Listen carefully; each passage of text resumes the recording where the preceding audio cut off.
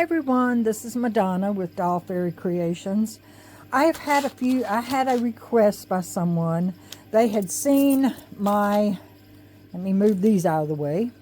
They had seen the little bags that I had made using my circular sock machine. Now most of these here, as you can see, were made on the circular sock machine. Using leftover yarns. This one had two different. I ran out of one. I just picked up another one. I have lots of leftover yarns. All right, so I decided to make one because they requested for me to make one on either on the mid-gauge machine. So that would be the LK150 or the KX350. So what I did was I decided, okay, well, I'll try it. So here is the one that I came up using 2 strands. These were using 1 strand of sock yarn. Okay, one strand, 1 strand. All of these are 1 strand of sock yarn. This is using 2 strands of sock yarn and put together and then done on the Brother KX350. So I wanted to try it and see. Then I turned around and I used this one, which I used 2 strands of this yarn here, which is a sock yarn, and I did a little bag, and I did it where it was zippered, and turned around and even lined it, just because, you know, just to try it and see how it would work. So this one is done on the machine, and this one is done. This one I'm carrying every day, it looks like, because if I show you I'm using it for change.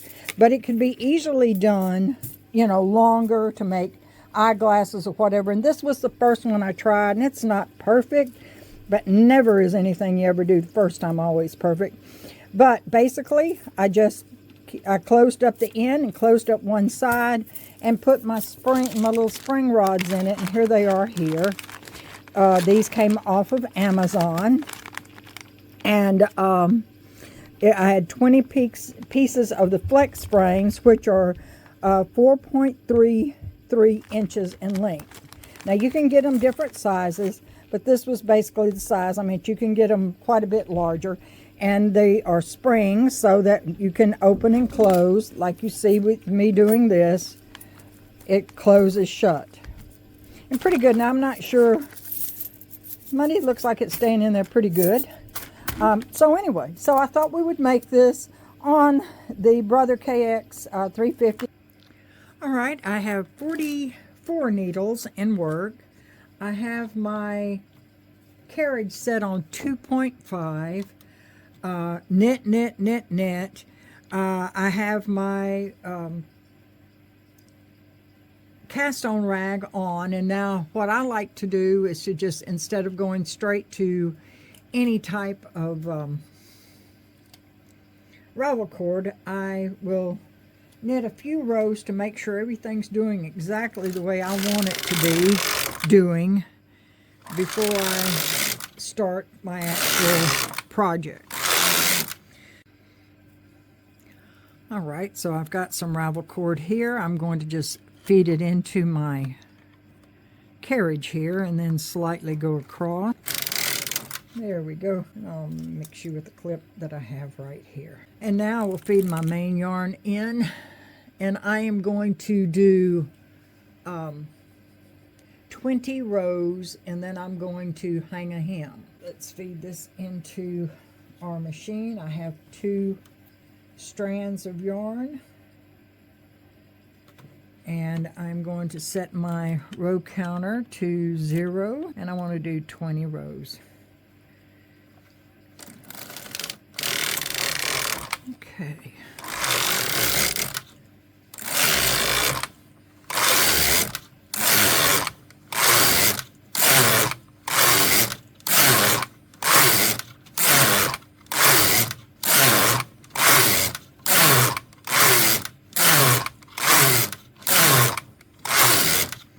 All right, so now all I need to do is hang the hem. All right, and now I'm going to come in and I'm going to hang my hem.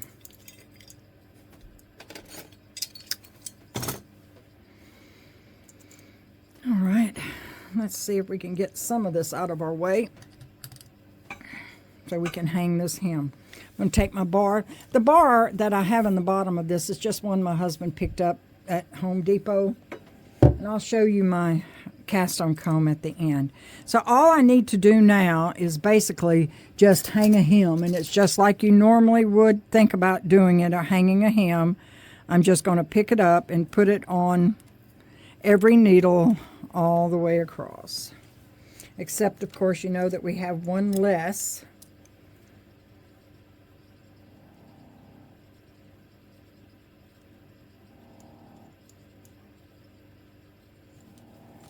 So I'll put that from next to the end. All right. And this is what we're going to put our flex frame through. And all I'm doing is going up and picking up every needle. All right, I have them all hung. And now for this last thing, I'm just going to kind of E-wrap that around that needle. And I've got it all back on 0 again. If I can remember which way to turn it on this machine. It's always, there we go, 0, 0.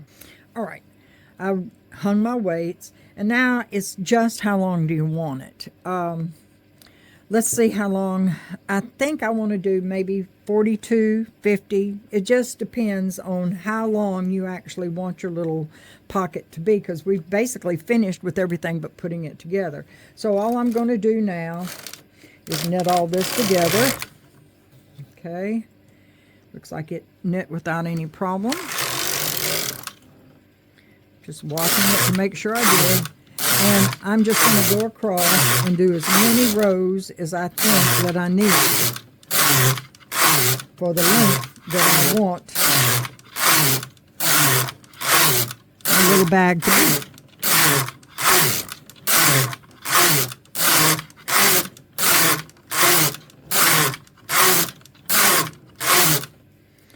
That yarn is looking really pretty on this side. Okay, that's 40. That looks pretty good. All right, so I'm going to cut, because I'm going to Kitchener stitch it, so I'm going to cut probably about 1.5 yards.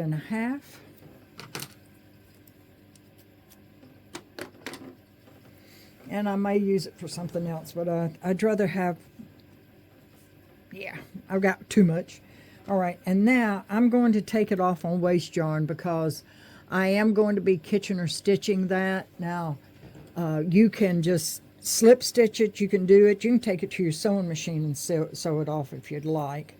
But I'm going to Kitchener stitch this in, so I'm going to go ahead and put scrap yarn on, or waste yarn on. Okay. Get several of them on that. All right, that's it. Take it off, and then we're going to go to the table. So we're at the table, and here I was going to show you. Here's my cast on rag that I taught, and what I did is after I made it in a diagonal form, I just put it back on the machine and made a hem so that I could slide my rod in. All right, so let's pull our cord out here. Here we go. All right, and let's put this over to the side. If you're interested in me showing you how to do this, if you'll put it in the comments, I'll be glad to show you how I made it. All right, let's put that over there. Here's our bag. It's a nice big size bag, which I'm glad because that means that I can probably put my glasses in it.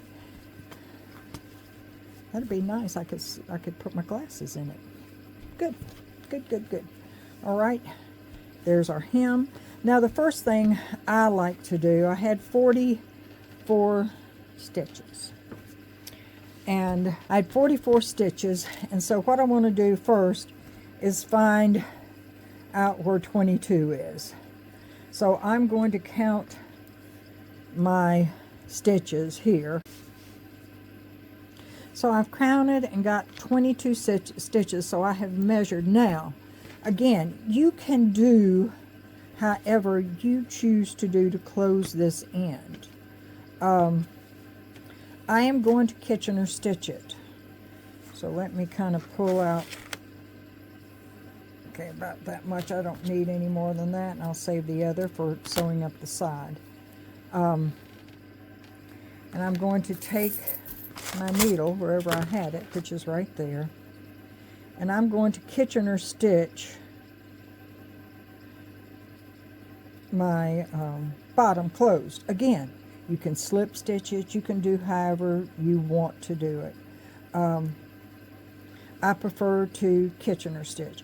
I mark these two because these are the hardest ones to get to when you Kitchener. So I always mark the center ones because it just makes it easier in the long run for me. All right, now I'm not as worried about, like if I was doing a sock, about that particular one, but I'm going to go ahead and go into that stitch right there and pull it over. I Kitchener stitch from my purl side. Okay, always have. And so basically now I can start the Kitchener stitch. Okay, because I am going to basically go in the new, which is this one right, let's see, did I go into that one or that one? No, I'm going to go into that one. Go into the new and go out the old. So where that one is right there, I'm going to go in it just like that and pull. I'm sorry, I went and got another light because I could see it, but I kept thinking maybe you couldn't see what I was talking about.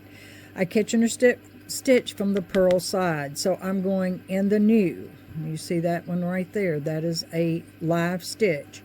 And I come over here and I go out the old. I cannot Kitchener stitch from, I can, but I prefer not to if I don't have to Kitchener stitch from the knit side.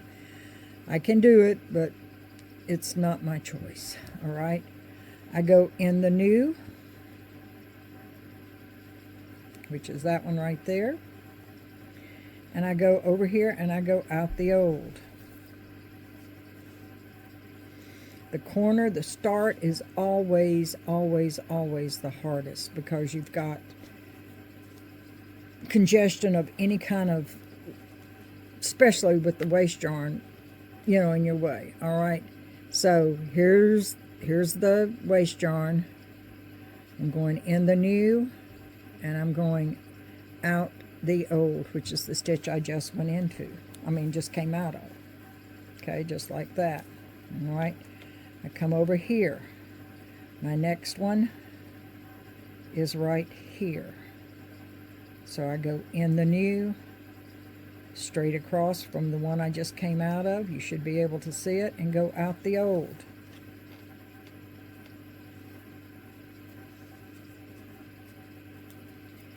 In the new. There it is right there. And out the old.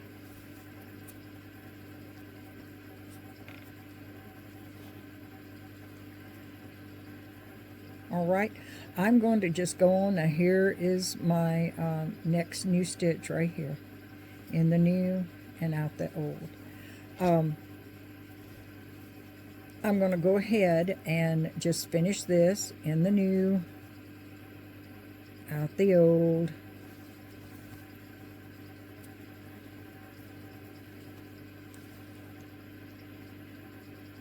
Just like so. I'm going to finish going across this all the way till I get to the end, but you can see how the stitches are going just from this side. And on the opposite, now this is not, again, if you don't want to do this, you can latch tool it up. If you wanted to latch tool it up on your machine and then turn around and sew it together, you can do it that way. This is kind of like, you know, this is just the way I choose to do it. But I don't want anybody to be discouraged because if you don't know how to Kitchener stitch, it's no big deal. Just, you know, latch it off and then go in and whip stitch it closed. If you sew, take it, hand sew it, or take it to the sewing machine and sew it up. there's a lot of cut and sew things. I mean, almost every sweater you buy in today's world is a cut and sew sweater, so there's nothing wrong with just taking it to the sewing machine and sewing it up. I mean, again, there's nothing wrong with that. I mean, you can't find sweaters or things like that anymore that are basically knit to fit unless you make it yourself. So taking it to, there's nothing wrong with taking it to the sewing machine and sewing it. For some reason, it doesn't want to go in that one. So anyway, all right, I'm going to quit sitting here and boring you by doing a Kitchener stitch, and just let you close it the way you want to. And then when we get when I get to the end of this, I may come back on for just a second for you to see the reason why I put the little markers in the end. I'm here at my last 2 stitches, okay? So I just went out the old, so now I can go in the new, go across and grab that last one over there that I went through. Okay, since I did that one, take that off. Now go in that new right there. Get out of my way. Yarn. Okay. I must have counted right. Okay, and go out the old right there. All right. Now, I'm going to be honest, what I like to do now before I go any further is I stick my needle all the way through to the other side, like so. Okay. And pull it through. Because if you're going to make a mistake, it's going to show. If I open this up and look right here across this, if I have made a mistake, usually I'll see a hole. That might be one right there, so I'll have to make sure and look. But I can usually tell, or it might be where I just didn't pull it tight. Usually it's a hole, so I don't think it is. I think it's just where I didn't pull my stitches tight. But you know what? We can find out real fast. Let's pull all this off. Okay. I'll stop you. So I'm down to pulling my last little bit off here.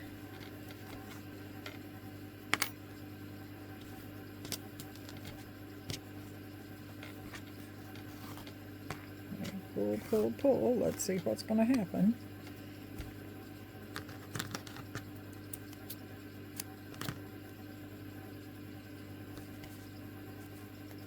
That's that corner there. I'm not worried about that. I'll pick that up if it seems a little loose because of the other.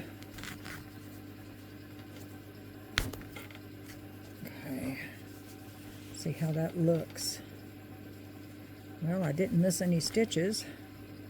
Of course, this crazy yarn that I cannot stand. That's the reason why it's being used as scrap yarn or waste yarn.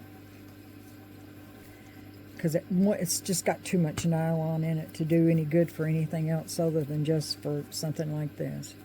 All right, other than having to go back in and pick out some of this blue yarn that wants to get wadded up with stuff, which I have no idea why it wants to do that. Okay, but that looks pretty good there. And other than going in, and like I said, there's a couple of little pieces of that blue that I will have to pull out.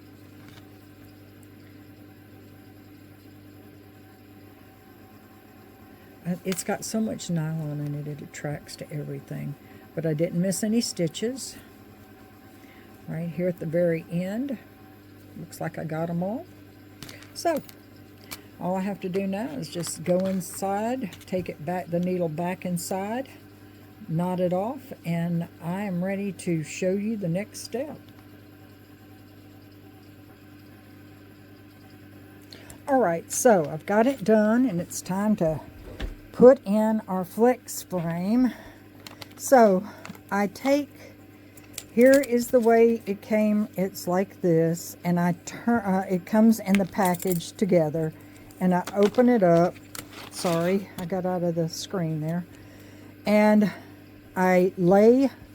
Don't sew up the edge yet, but I lay my. I'm gonna go out a little bit so maybe you can see better. So I open up my flex frame, and it comes out of the plastic bag, and it goes in like this. You can tell that this is the wrong side because of the little metal things folding back, and this is the right side. I want to go in that direction, and many times I might just stick a little piece of tape over it, just long enough to get it to go through my knitting. And so I'm just going to slide it in just like that. Okay. I'm going to pull this and kind of even it out just like so. All right. The metal thing that bends down, I usually have it at the top. So that now we can go ahead, and I'm going to leave it just like that. And now we can go in and we can sew up the side. So now I simply want to match a stitch up the side. I have attached my yarn. The bottom looks really nice. I finished Kitchener stitching it up. So there is my Kitchener stitching, and I'm up here to the very top. I have gone all the way up to the edge, and now all I need to do is to take my tape off of this, which might be the hardest part. There we go. All right. Get my threads kind of out of the way a little bit. Push these two together. Little pins come with the flex frames. And of course I can't get the bag open.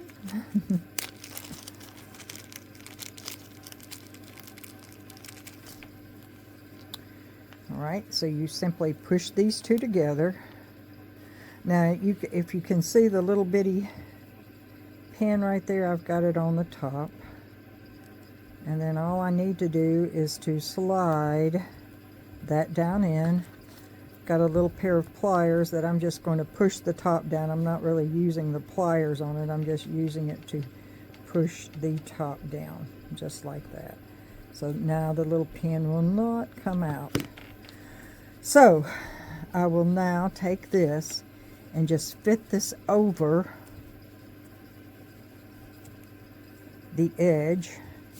And you may have to pull a little bit at first to get it where it will do. Pick my needle back up. Now it's a good chance that I'm going to take this other part that is from when I started my machine, and I'm just going to stick it down in there for right now until I get ready to do, if I need it for the inside. Alright, and now I'm just going to continue by wrapping this up around the end, and I'm going to continue by stitching this together. So I'm on that side, and now this is when you decide if it's a little tight, and again, you can always do more, and it's really not that tight. It's just me trying to do it in front of a camera may seem a little bit bunglesome. But when you're sitting there in your favorite chair trying to sew it up, it won't be a problem. So I'm just going from side to side, basically doing what I did before. And again, this does not have to be up here at the top as perfect as, you know, as you think it should. But it usually closes up pretty easily. Okay, we'll go in there, pick up two.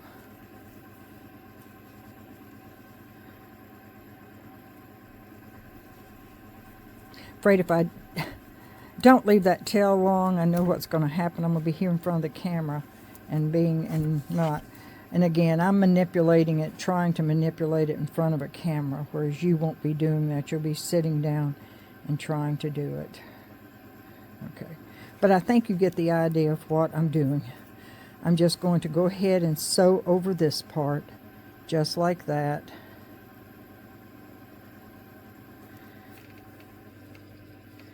As I go. All the way around it. And then that will be it. Let me finish sewing it up and then I'll come back. So as you can see, the hardest part of the whole deal was sewing up that, because I had to get it close to me. I couldn't stand and try to do it. I've sewn that. I've run my threads back through. I tied off the ones in the bottom and I put that, here's the edge. Okay. And I could have probably used a smaller one instead of the 4.33 for the 44 needles, probably, or either that or done more needles. Needless to say, there's a little bit of stuff showing through where I ran it back through. Okay, let's get that down in there like so. And so now I have a good place to put my inexpensive Dollar Tree glasses, or my sunglasses, or whatever I want to. I was just showing you with the glasses in there. But anyway, it's a great little thing to do. And again, you can, since I used a thinner thread, I could have probably done more for the top and made it bigger. It could have ended up being a small little, I can take and make a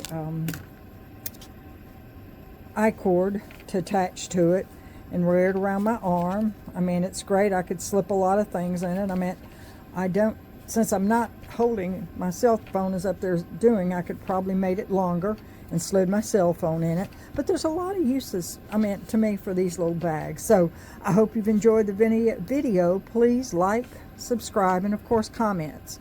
If you would like for me to show you how I did my cast on rag, I've got a couple of ideas that I'm fixing to go over on doing something a little differently.